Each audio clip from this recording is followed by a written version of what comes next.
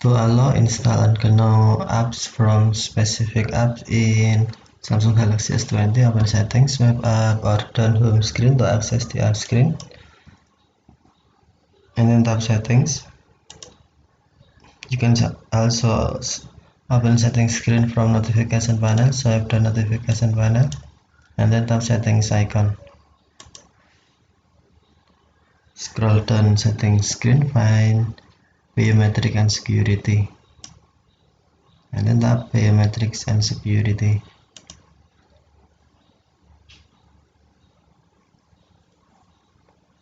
Scroll down, tap install unknown apps. Select search you want, for example Chrome, and then to allow unknown apps, tap allow from the search, switch until blue, or to disable, tap switch until white. Installing apps from this source may put your phone and data at risk. Okay, thank you for watching. Have a nice day.